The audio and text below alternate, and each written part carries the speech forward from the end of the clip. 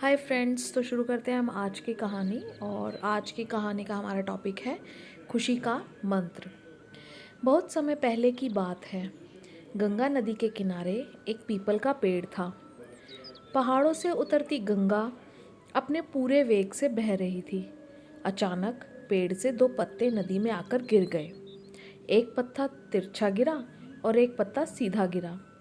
जो पत्थर तिरछा गिरा था वो जिद पर अड़ गया कि और कहने लगा कि आज चाहे जो हो जाए मैं इस नदी को रोक कर ही रहूँगा, चाहे मेरे प्राण ही क्यों न चले जाएं, मैं इसे आगे नहीं बढ़ने दूंगा।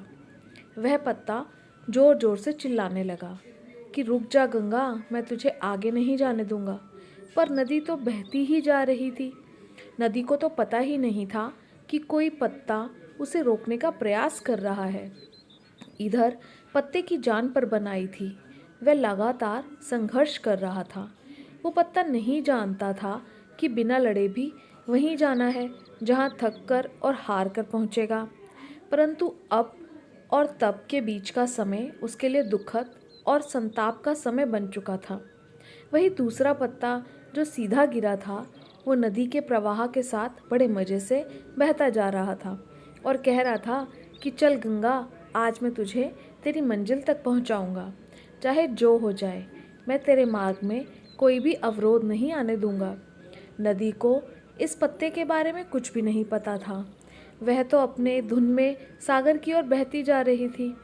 लेकिन यह पत्ता खुश और आनंदित था, क्योंकि उसे तो लग रहा था कि मैं ही नदी को अपने साथ बहाए ले जा रहा हूँ। तिरछे पत्ते की तरह सीधे पत्ते को भी यह नहीं पता था कि चाहे वो नदी का साथ दें या नहीं दें, नदी तो वहीं पहुँचेगी जहाँ उसे जाना है। पर अब और तब के बीच का समय उसके लिए अनंत का समय बन चुका था।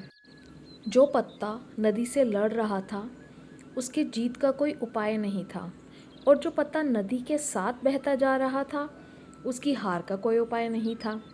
दोस्तों, यह कहानी हमें यह सिखाती है कि जिस दिन हम लड़ना छोड़ देते हैं उस दिन से हम जीना शुरू कर देते हैं।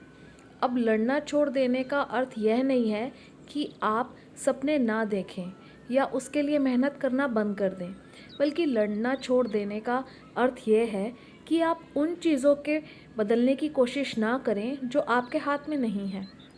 यही खुश रहने का मूल मंत्र है। दूसरों को बदलने में अपना जीवन को बर्बाद ना करें, बल्कि खुद को बदलें। राधे राधे दोस्तों।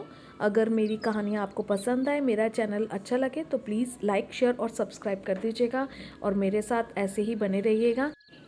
मिलते हैं नेक्स्ट कहानी में, तब तक के लिए टेक केयर, बाय बाय।